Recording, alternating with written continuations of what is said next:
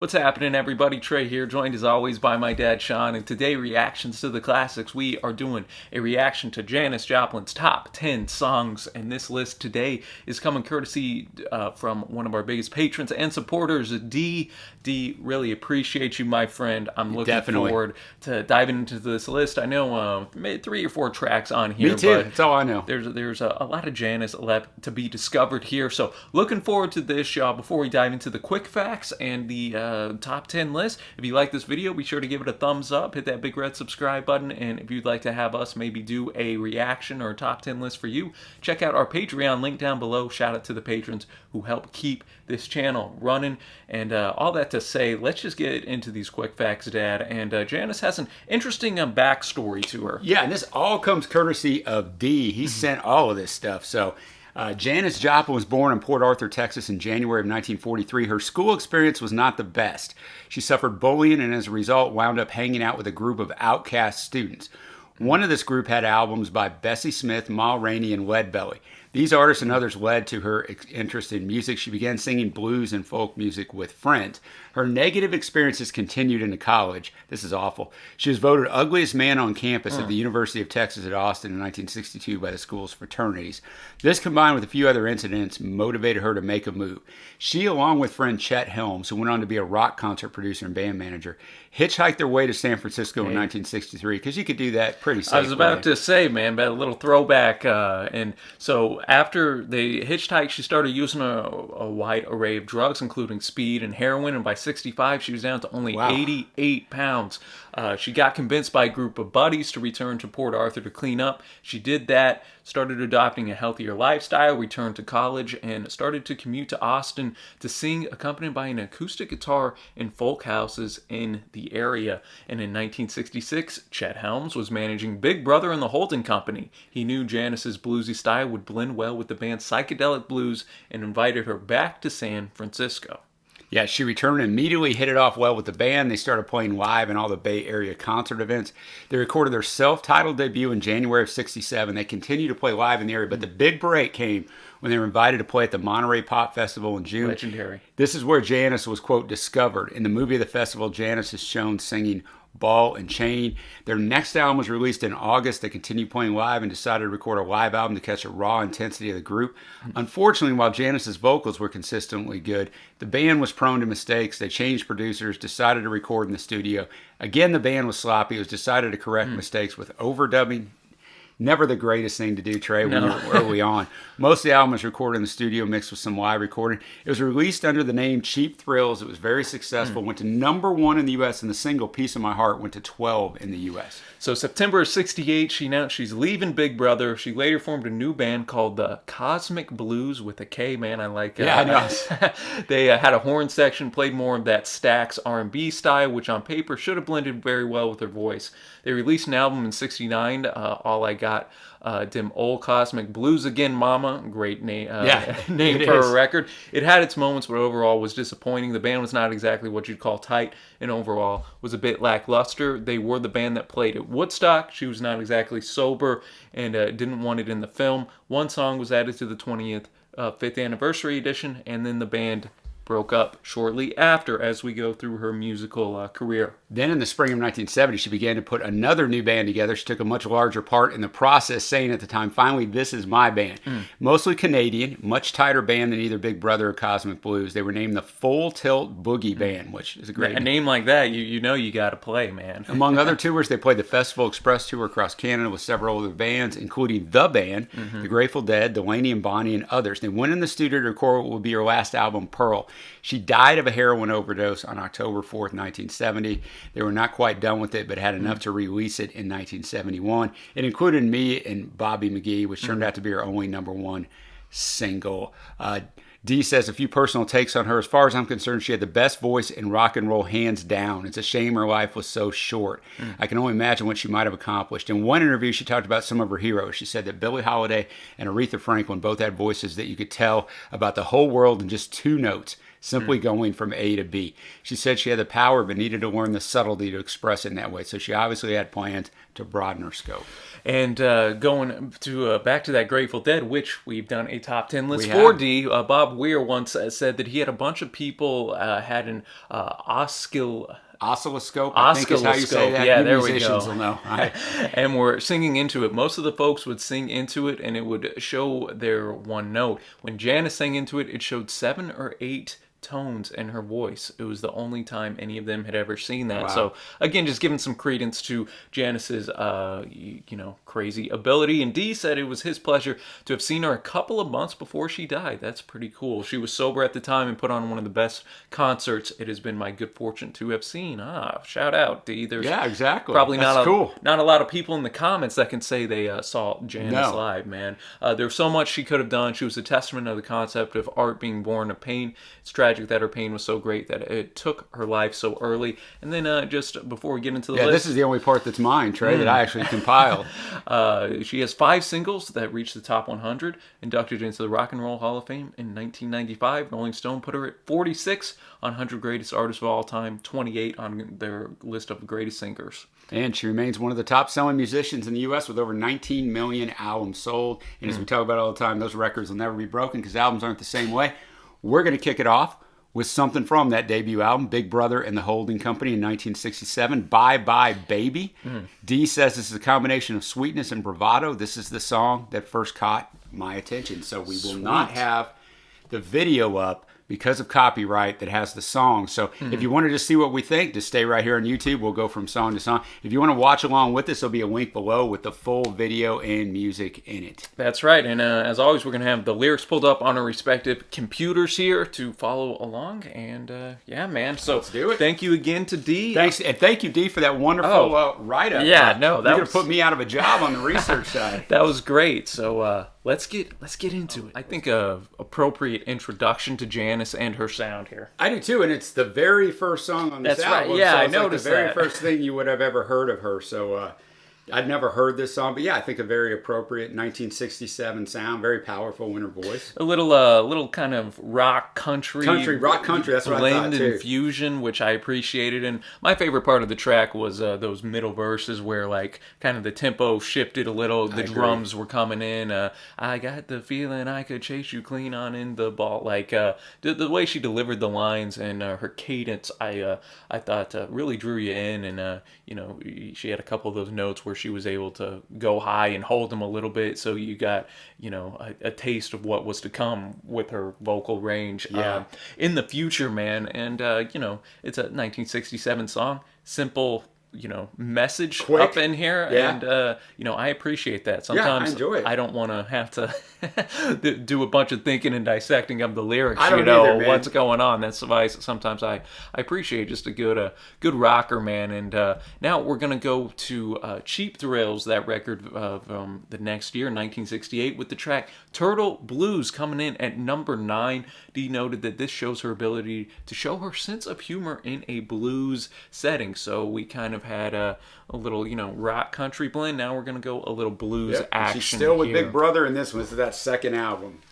All right, Turtle Blues coming in number 9 on the list. There was a lot of cool techniques in this track that I really dug. It almost had a live atmosphere to it. It did definitely have a live atmosphere too. Not only the clapping, but in that left earphone there was all the, some like background talk, like you were live just seeing them at a club or whatever the case may be. Well, this was the one too that they did live, and they didn't like the musicianship, so they overdubbed. Yeah. So maybe they left part of it. Yeah, maybe you hear the glass break there towards the end. That's true. Yeah. And, I mentioned during the reaction, Trey, the guitar in there was nice and tight. Ooh, yeah. So tight piano too. Maybe they had to overdub it 18 times. I don't know, but it sounded good. She just sounded totally different than the first song. It was totally blues, man. She could have been 1940s blues in there, just firing away, man. Well, and for me, I think it was so cool too to hear a woman like Janis, a small small gal, where you think of some of the blues greats. Like, blues just kind of carries the aura just with some of the legends. You're going all the way back to Robert Johnson. Oh, he has a deal with the devil. You have Howlin' Wolf, who was just a monster of a man. You have all these guys with great nicknames that kind of have an aura of, almost scariness to him. And then you have Janis coming up. Janis is up there just firing it out, delivering what she her take on the blues here, which I thought was really solid. I did like it more than the first track, and I enjoyed the lyricism. Which was saying, I'm not the kind of woman who'd make your life a bed of ease. She's just open and honest, saying, hey man, but if you want to go out drinking, honey, won't you just invite me along, please? And then she even name drops herself at the end of the track, which was cool. I've been called much of some things, all things around, yeah, but I'm going to take good care of Janis, yeah.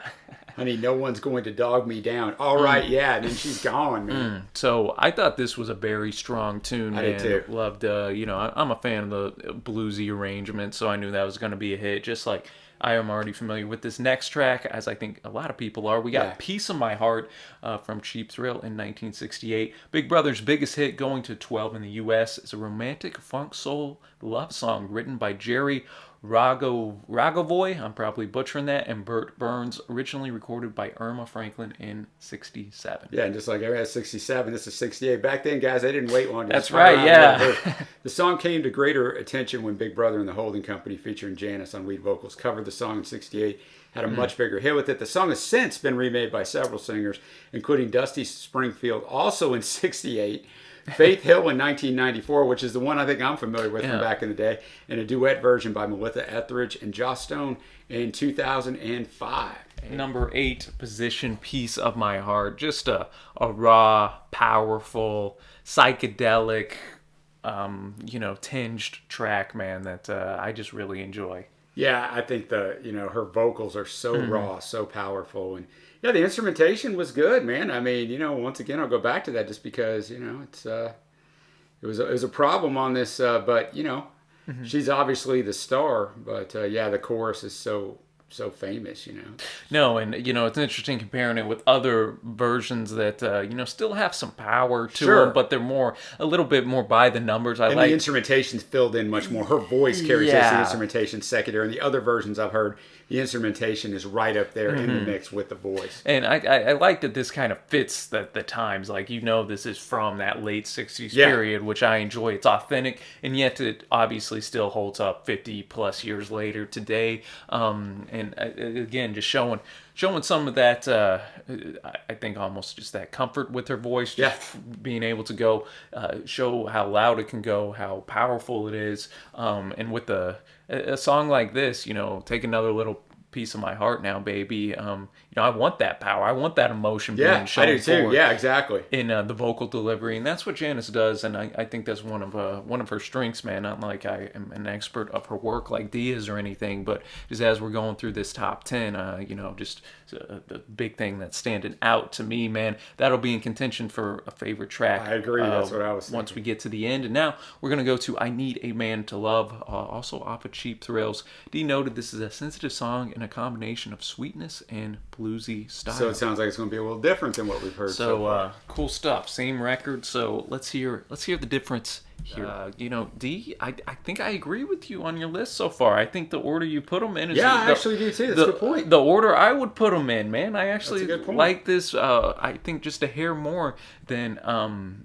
Piece of My Heart, and I think the blending, I think Dee said it great, the sweetness and the blues mix was fantastic. Yeah, I agree. I think the same thing, and the lyrics on all these songs are good. They're fine. It's still 60s, so they're not, they're simple. They get the message across. They get the point across, so you understand what they're saying, and with her ability to sing and the emotion in it, it 100% works. So, it starts out, whoa, I need a man to love me.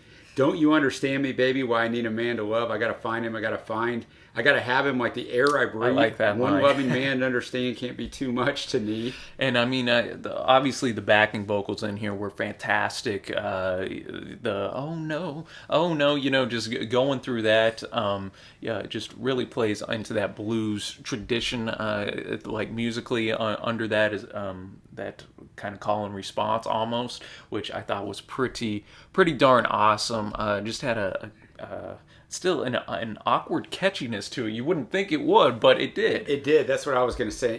Big Brother and the Holding Company, we're not done with them, but I will say that I'm kind of hypersensitive listening to them just because of what we read at the beginning, that they kind of had to get rid of them because they weren't as sharp. But, they must have really worked hard on this, and maybe that's why it took forever to get. But their instrumentation, the backing, all of it's spot on. So no, man, you wouldn't know it if they weren't up to the task. I'm very, very impressed with that. Again, impressed with Janis's emotion, really conveying, man, like, I need a man to love. Don't we all just need somebody to love, man? That's what Janis is bringing forth there. And now we're going to go to the first from her most famous record, I'd say. We have Pearl, 1971 song we've played on a live stream before. We got Me and Bobby McGee.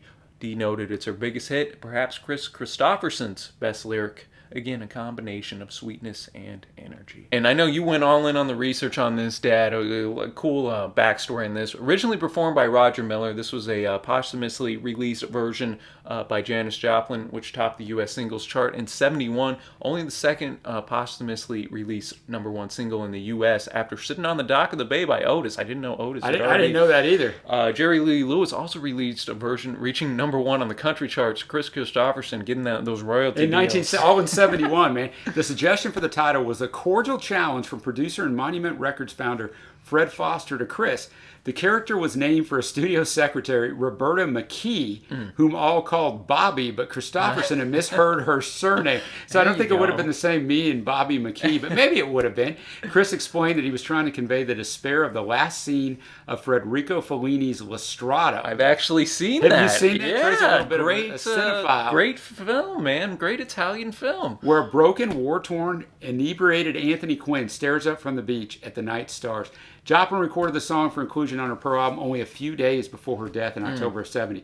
Christopherson had sung the song for her, and singer Bob Newworth taught it to her. Christopherson did not know she had recorded it until after her death. The first time he heard a recording of it was the day she died. 148 on the Rolling Stones list of 500 greatest songs of all time, and Trey Don McLean gives a shout out. Yeah, and American Pie is another legendary song. He met a girl who sang the blues, referring to the Janis Joplin version of the song, where she and Bobby sang the blues. He asked for some happy news from her, however, she just smiled and turned away, referring to Janis's tragic death in 1970. So a lot of backstory on this track. It took me a while to get to that research nuggets, but hopefully that delivers something to you may not have known. That's great, man, and this cover is fantastic, as well as we hit to our number 6 tune here halfway in the list. Let's get it. Me and Bobby McGee coming in at number 6, man, and just as we kind of coming off here and at the very end, organ in a song's kind of hit or miss for me, man. But this is an example of the organ coming in and really enhancing a track. Yeah, adding to the power of it. Yeah, exactly. I know it's a really famous song. I don't really know this song. I know we played it once. I've only heard it a couple times in my life. No, yeah, I'm not I'm not very familiar with it either. No, but Piece of My Heart, I know, quite well. But that one, not Janis's version, but this one, I don't know at all. I know, and I like again, just the arrangement here. You can tell that this band is very tight as well, and probably a step above the Big Brother. It's not like Head and Shoulders. No, but this one's a tough one to pull off a little bit instrumentally. So good job on Janis for getting the killer backing band here, the organ rocking, and especially at the end, the last minute piano going in, everything. You just kind of want to get up and groove, and the story, talking about going down with old Bobby McGee, and I was reading here on the side too that it was nice that it was Bobby McGee, because the name Bobby, it could have been like this, Bobby, could be a male. Yes. Or you could have the IE, which would be the female. Exactly. So it opens it up to, where you can sing it from either the male or female perspective. That's a good point, yeah. Which is kind of cool. So, which, obviously Janis is singing as a female here. But you had Jerry Lee doing it, so he could have done it the other way. Exactly. So, again, I think just a great song to cover, attacking the content here for that Chris was putting forth, and Janis was able to put her own staple on it, and I think there's a reason that it stood the test of time, man. I enjoyed the bridge too. Yeah, I enjoyed the bridges. Wow, wow, wow, wow, Bobby McGee, yeah, blah, da, da. And then the outro word, I called him my lover, I called him my man. I said, called him my lover just the best I can, and come on. And a Bobby O and a Bobby McGee, yeah, and then just she found the man to love from the last song. She really was passionate in that last part and just outroed it in quite a way. So. Well, we're gonna take it back now to Cheap Thrills. We're gonna almost have that whole record in the bag. I think there's only 4 records of hers, so you know. So we're gonna go now to Summertime. Dee noted this is from Act 1, Scene 1 of Porgy and Bess, an opera written in the 1930s. This shows her ability to sing a standard that has been recorded by many acts over the years. I haven't heard another version I like better. So my research told me statistics for the number of recordings of Summertime vary by source. Older data is restricted to commercial releases. Newer sources may include versions that were self-published online. The Jazz discography in 2005 listed 1,161 official releases, ranking the song 4th among jazz standards. But the Guinness Book of World Records lists the website's 2007 figure of 67,591 as the world record total for this song of the most released versions. That's so surely I know it. I mean, I don't think I know it. I don't know it by name. That's that's surely I know it. Definitely gonna be that'll be tough to beat in music history here. All right, Summertime. Got to add that to the playlist, man. I thought that was just a wonderful psychedelic blues infused. It even almost had a flamenco sounding guitar at the end, even though I know it was more just kind of tuned weird. But yeah, I know you mentioned the psychedelic in the middle. Yeah, it's almost like a tale of two tunes. Like the instrumental part made it psychedelic, and she was just so that voice, man, bluesy and powerful, man. And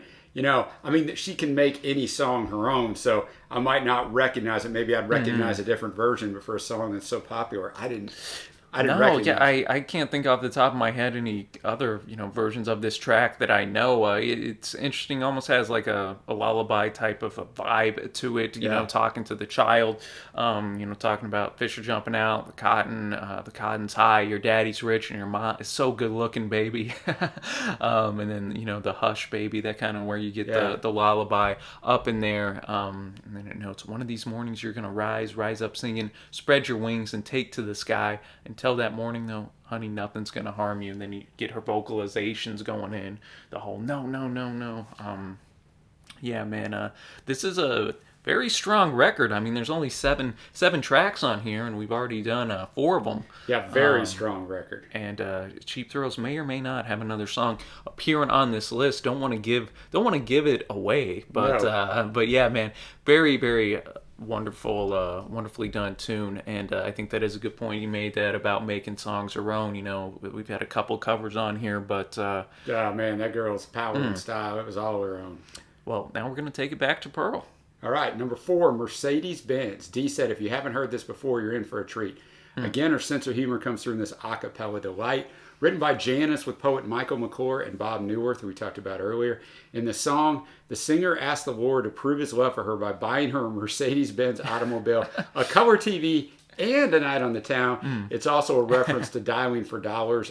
There's also a reference to Dialing for Dollars, a franchise format local television program which required one to be watching the show to win when the show called your phone number, hence the singer's need for a TV. And this song was actually recorded on October 1st, 1970, just a few days before she died. They were the last tracks she ever recorded in that recording. She did it in one take. Session. So very, kind of some neat tidbits. This is one of the last things she ever put down to tape, man. So don't know this one. It's less than 2 minutes long. So let's hear what we got on this. All right, dude. Mercedes-Benz coming in number 4. I liked how just obviously different it was, just since it was a cappella. Yeah, I was going to go in and help her when she asked, but then I started singing verse 3 instead of verse 1. Yeah, I mean, I think very few artists would have the courage to put this on their a cappella, just voice raw.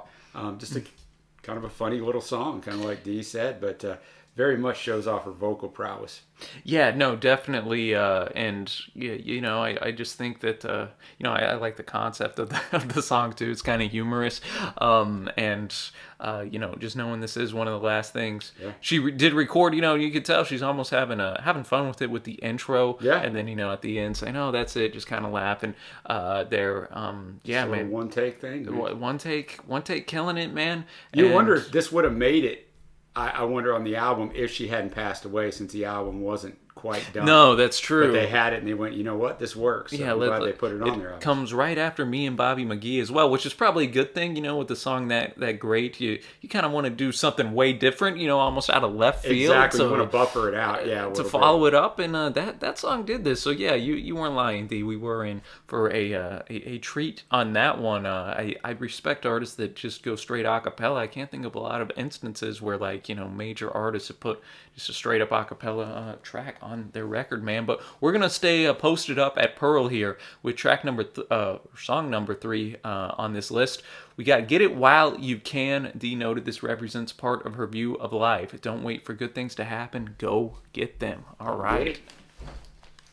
Last track, actually, it looks like on Pearl, the closer. So let's see what we got. I think we've heard this on a live stream before, but I don't really recall it. What you think of this one, Dad? It's my favorite one so far. Is it really? Yeah, man. I think everything just worked on it for me. Her powerful voice. I thought the instrumentation and arrangement was perfect. I just thought it was really, really good. Yeah, I enjoyed the organ and piano, like heightening up in the chorus especially, and then they kind of take a step back in the verses. Yep, didn't try to dominate it. Add that extra oomph here. Band is really tight. Had a great guitar solo by John Till, kind of towards the latter half of the track. And first verse, man, can definitely apply to us today in this world. If you read the papers, Lord, everybody's fighting on with each other.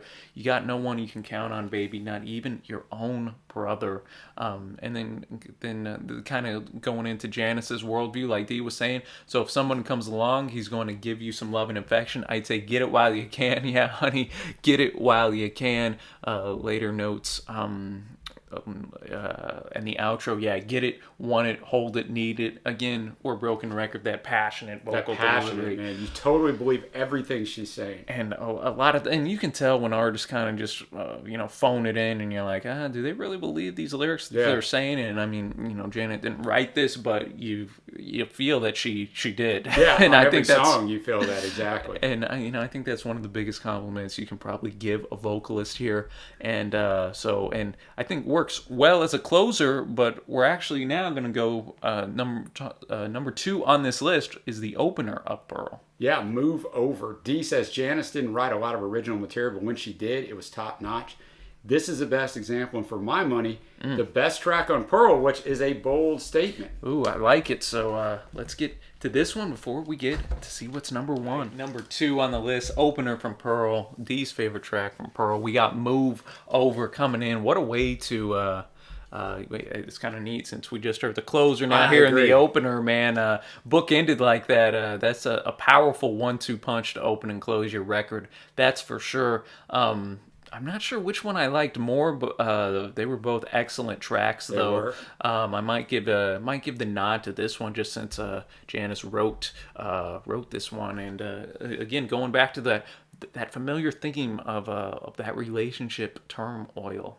Yeah, I see where she told the famous Dick Cavett, who was had an interview show, one of the OGs in that realm, that the song was about how men treat women like a mule on a mule cart, dangling the carrot of commitment in front of them. And she sang it with passion for sure, like everything else. No, yeah, you say that it's over, baby. You say that it's over now, but still you hang around me. Come on, so that we're done, and you're still kind of lingering, exactly. She goes back to that familiar theme. I need a man. But when I ask you to, you just tell me that maybe you can. And then Janis starts pleading, please, don't you do it to me, babe, no. And Janis starts, no, I'm not quite ready for walking. She still kind of wants to maybe make it work with this guy. She still believes there's a chance. Then she's finally like, oh yeah, make up your mind, honey. You're playing with me. Make up your mind, darling. You're playing with me. Come on now. Now either be my loving man. I said, let me, honey. Let me be. Yeah. So. And then at the end, she finally comes to that realization. You're playing with my heart, dear. I believe you're toying with my affections, honey. I want to make a quick note of that. I love how she says like dear or honey at the end. Yeah. Whatever. She's about to go and kind of put the knife in this guy who was toying with her. He sounds like he deserves it. I can't take it no more, baby, and furthermore, I don't intend to. I'm just tired of hanging from the end of a string.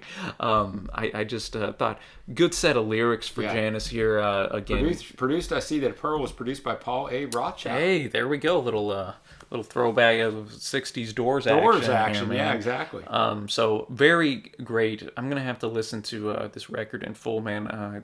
Don't know how I haven't already, but now too. we're going to the number one track. We're taking it back to Cheap Thrills, and the longest song on this list we have Ball and Chain. Yeah, Dee said she never recorded this in the studio. There are quite a few different live versions recorded that are still around, including the one from the Monterey Pop where she was, quote, discovered. As good as that one was, this one from Cheap Thrills is her best. It's a blues song written and recorded by American blues artist Big Mama Thornton. Although her recording did not appear on the record charts, the song has become one of Thornton's best known, largely due to this performance by Janis. I'm telling y'all, those blues greats back in the days, we need to bring the nicknames back. We do, Big man. Mama Thornton, Big Mama come on. Thornton, man. Janis, who frequently acknowledged Thornton's musical influence, recorded several live performances, as Dee said, of this song. According to Big Brother and the Holding Company guitarist James Gurley, Joplin first heard the song during a performance by Thornton at a bar in San Francisco. They were just hanging out. The group transformed the song into a slow minor key blues with breaks. They performed it at Monterey in '67 to an enthusiastic audience and critical reception. The first performance on June 17th was not filmed there. So they were persuaded to perform the song again on the next day. Hey, there we go. And then this was the shorter version without an extended guitar solo. Yeah. That was released on the film in 1968. So cool stuff, man. Let's. I'm curious. I'm expecting some killer instrumentation. I am Being too. 9.5 minutes. I am too. Working as a closer to this record, man. Obviously. Wow. What a track just from start to finish, man. I can see definitely why Dee chose his number one because it just had everything to showcase Janis. Oh yeah, man. Well, maybe her best vocal performance on, or maybe best is the wrong word. Passionate probably is the word I'm Yeah, and I looking think for. feeding off the live crowd, helps that tremendously. And just got to shout out James Gurley as well. That guitar solo, especially in the middle, at the start too. I think it set the mood well. Like, okay, this is going to be a bit of a psychedelic experience. Again, that blues psychedelic fusion that we come to know and love is prevalent extremely here. And yeah, man, I just I again kind of think it fits Janis's aesthetic with the subject matter. Again, just that bluesy. I'm kind of down and out because my love's got me. Yeah, and exactly. Man, something came along, grabbed a hold of me, and it felt just like a ball and chain. The love that she's feeling dragging her down a little bit, man, because even if you want to let it go, sometimes that love's so captivating, you'll just let it drag you down. Yeah, that seems to be a theme of her song. She chose a lot of songs of this nature with that sort of a theme. And then we stop kind of towards the end, and you kind of perk up just to hear what she's saying. You just got the little drum in the background. She's almost whispering. Yeah, a little hush vocal, which is odd for her to do, so very smart, so you do lean in and listen. And then at the end, outro, boom, we kind of ramp it back up, man. Just wonderful way not only to end off this record, but end off this list. Yeah, I think great list. Kind of just put you right there in the moment, like I'm a lad in 1969 seeing Janis perform this. So that's going to take us to great list, D, by the way. Now that's going to take us to our personal favorite tracks. You want me to go or you want to go? I'll go. I'm going to go with Get It While You Can. That was actually my favorite. I'll go with the last song, Ball and Chain, and then it'd be stereotypical, but I'm going to go with me and Bobby McGee. Yeah, man, I'm going to go with Ball and Chain. Yep. I'm going to go with Summertime, actually.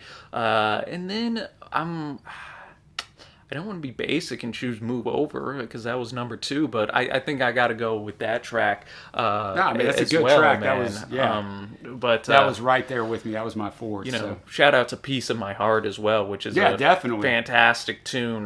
Get It While You Can, really solid. And those early tunes with Big Brother and the Holding Company really showcasing that nice blues style as well, man. So definitely got to check out. It's not like Janis has a lot. I know these records Pearl will be easy to give a spin. And pretty short as well. I already listened to almost all of Cheap Thrills. But I don't know Don't know Janis like I should, and an unfortunate member of the 27 Club, so who knows what would have been, but we did leave behind some great material. No, man. Shout out to a Texas gal as well, That's man. right. You know, posted up here in Texas at RTTC, man. I always like to shout out the Texas folks. But anyways, let us know your top 10 Janis Joplin list down below and your favorite record of hers. And again, D, shout out to you, my friend. Yes, definitely. Always Thank you. appreciate your insight, write-ups, and suggestions here for RTTC. And appreciate the research as well, Dad. Yeah. And until next time, thanks for watching. Happy listening, and we will see ya.